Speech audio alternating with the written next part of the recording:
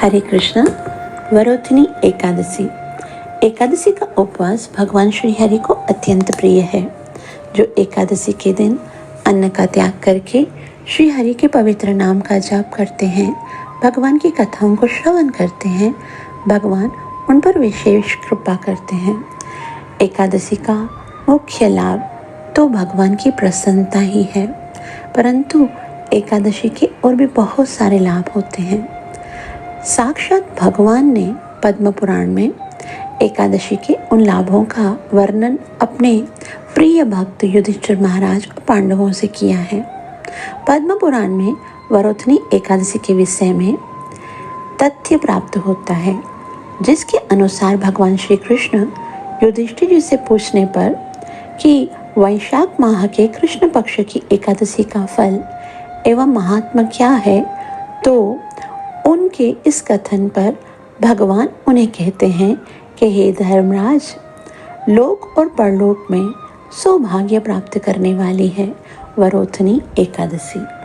इस एकादशी के व्रत करने से साधक को अनंत लाभ की प्राप्ति होती है तथा उसके पापों का नाश संभव हो जाता है।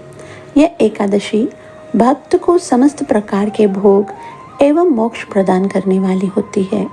वरोधिनी एकादशी का व्रत करने से मनुष्य को कठिन तपस्या करने से जो फल प्राप्त होता है, उससे भी अधिक लाभ प्राप्त होता है। इस व्रत के नियम अनुसार व्रत रखने वाले को दशमी तिथि के दिन से ही नियम धारण कर लेना चाहिए।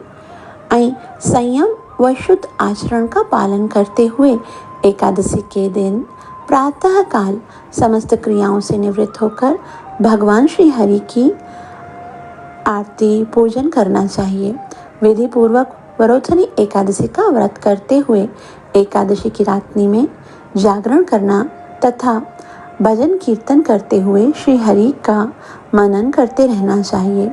इस एकादशी के विषय में एक कथा प्रचलित है, जिसके अनुसार मानधाता इक्ष्वाकु वंशीय नरेश थे। इनकी प्रसिद्धि दूर दूर तक थी। इनके विषय में कहा जाता है कि इन्हें 100 राजसूय तथा अश्वमेध यज्ञों का कर्ता और दानवीर धर्मात्मा चक्रवर्ती सम्राट जो वैदिक अयोध्या नरेश मानधात्री जैसा अभिन्न माना जाता था। यादव नरेश शशबिंदु की कन्या बिंदुमती इनकी पत्नी थी, जिनसे मुचकंद, अम्बरीश और पुरुकृत्कुत्स नामक 3 पुत्र और 50 कन्याएं उत्पन्न हुईं, जो एक ही साथ सौभरी ऋषि से ब्याही गई थीं। पुत्र प्राप्ति हेतु यज्ञ के हवि युक्त मंत्रपूत जल को प्यास में भूले से पी लेने के कारण युवनाशय को गर्भ रह गया, जिसे ऋषियों ने उनका पेट फाड़ कर निकाला। वह गर्भ एक पूर्ण बालक के रूप में उत्पन्न हुआ था, जो इंद्र की तर्जनी उंगली को चूसकर रहस्यात्मक ढंग से पला और बड़ा हुआ था। इंद्र द्वारा दुग्ध पिलाने तथा पालन करने के कारण उनका नाम मानधाता पड़ा। यह बालक आगे चलकर परम पराक्रमी राजा बना। उन्होंने विष्णु जी से राजधर्म और वसु होम से दंडनीय की शिक्षा ली थी। इसी वरोधिनी एकादशी के प्रभाव से राजा मानधाता स्वर्ग को गए, क्योंकि गर्व से चूर होकर और स्वयं को उच्च मानते हुए इनके द्वारा कई गलतियां हुई थी, जिनके प्रभाव स्वरूप उन्हें स्वर्ग की प्राप्ति नहीं हुई। अतः अपने पापों से मुक्ति पाने हेतु क्षमा याचना स्वरूप उन्होंने इस एकादशी व्रत का पालन किया, जिसके प्रभाव से इन्हें स्वर्ग की प्राप्ति संभव हो सकी।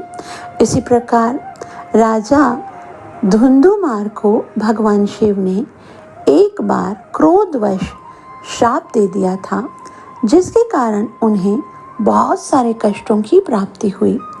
उनसे मुक्ति के मार्ग के लिए धुंधुमार ने तब इस एकादशी का व्रत रखा, जिससे उन्हें श्राप से मुक्ति प्राप्त हुई और वह उत्तम लोक को प्राप्त हुए। युधिष्ठिर ने पूछा, हे वासुदेव, वैशाख मास के कृष्ण पक्ष में किस नाम की एकादशी होती है? कृपया उसकी महिमा बताइए। भगवान श्री कृष्ण बोले, राजन, वैशाख कृष्ण पक्ष की एकादशी वरोथिनी के नाम से प्रसिद्ध है। यह इस लोक और परलोक में भी सौभाग्य प्रदान करने वाली है। वरोथिनी के व्रत से सदा सुख की प्राप्ति और पापों की हानि होती है। वरोथिनी के व्रत से ही मानधाता और धुंधुमार आदि अन्य अनेक राजा स्वर्गलोक को प्राप्त हुए। जो फल 10,000 वर्षों तक तपस्या करने के बाद मनुष्य को प्राप्त होता है, वही फल इस वरोथिनी एकादशी का व्रत रखने मात्र से प्राप्त हो जाता है। वरोथिनी एकादशी व्रत की कथा। नर्मदा नदी के किनारे मानधाता नाम का एक दानशील और तपस्वी राजा अपना राज्य खुशी पूर्वक चलाता रहता था। राजा बहुत धार्मिक था और अपनी प्रजा को हमेशा खुश रखता था। एक बार राजा ने जंगल में तपस्या शुरू कर दी। इतने में जंगली भालू राजा को अकेला देख राजा का पैर खाने लगा। भालू यहीं नहीं रुका, वह राजा को घसीटता हुआ जंगल लेकर जाने लगा। राजा यह देखकर घबरा गए, लेकिन उन्होंने भालू को मारा नहीं और ना ही उसके साथ हिंसा की। राजा ने भगवान विष्णु की प्रार्थना शुरू कर दी। भगवान विष्णु प्रकट हुए और उन्होंने अपने सुदर्शन चक्र से भालू का वध कर दिया। राजा की जान तो बच गई, लेकिन उनका पैर भालू खा चुका था। राजा अपने अधूरे पैर को देखकर बहुत निराश हुए और भगवान विष्णु से हाथ जोड़कर पूछने लगे कि हे प्रभु, ऐसा मेरे साथ क्यों हुआ? भगवान विष्णु ने बताया कि तुम्हारे पूर्व जन्म के कर्मों के कारण ही आज तुम्हारा यह हाल हुआ है। राजा ने भगवान विष्णु से इसका कोई उपाय पूछा। भगवान नारायण ने कहा कि दुखी मत हो भक्त, तुम मेरे वराह अवतार मूर्ति की पूजा करो और वरोथिनी एकादशी का व्रत करो। इनके प्रभाव से तुम फिर से पूर्ण अंगों वाले हो जाओगे। राजा ने नारायण के कहे अनुसार इस व्रत को अपार श्रद्धा से किया। कुछ दिनों के बाद ही राजा को अपने पैर वापस मिल गए। नृपश्रेष्ठ, घोड़े के दान से हाथी का दान श्रेष्ठ है। भूमि दान उससे भी बड़ा है। भूमि दान से भी अधिक महत्व तिल दान का है। तिल दान से बढ़कर स्वर्ण दान और स्वर्ण दान से बढ़कर अन्नदान है, क्योंकि देवता, पितृ तथा मनुष्य को अन्न से ही तृप्ति होती है। विद्वान पुरुष ने कन्यादान को भी इस दान के ही समान बताया है। कन्यादान के तुल्य ही गाय का दान है। यह साक्षात भगवान का कथन है। इन सब दानों से भी बड़ा विद्यादान है।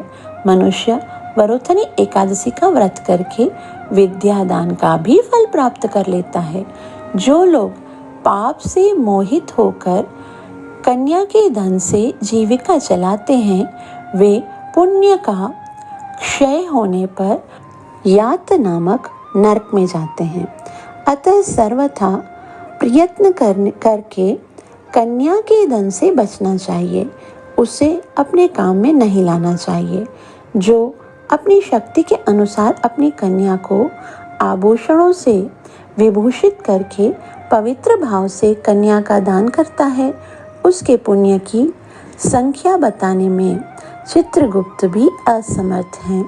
वरोथिनी एकादशी करके भी मनुष्य उसी के समान फल प्राप्त करता है।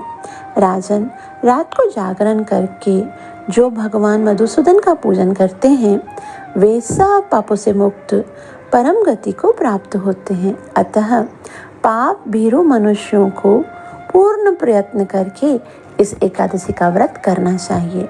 यमराज से डरने वाला मनुष्य अवश्य वरोथिनी एकादशी का व्रत करे। राजन, इसके पढ़ने और सुनने से सहस्त्र गौदान का फल मिलता है और मनुष्य सब पापों से मुक्त होकर विष्णुलोक में प्रतिष्ठित हो जाता है। शांताकारं भुजंगशयनं पद्मनाभं सुरेशं विश्वाधारं गगनसदृशं मेघवर्णं शुभांगं लक्ष्मीकान्तं कमलनयनं योगभिर्ध्यानं गम्यं वन्दे विष्णुं भवभयहरं सर्वलौकिकनाथं। श्री कृष्णार्पणमस्तु। वरोथिनी एकादशी महारानी की जय।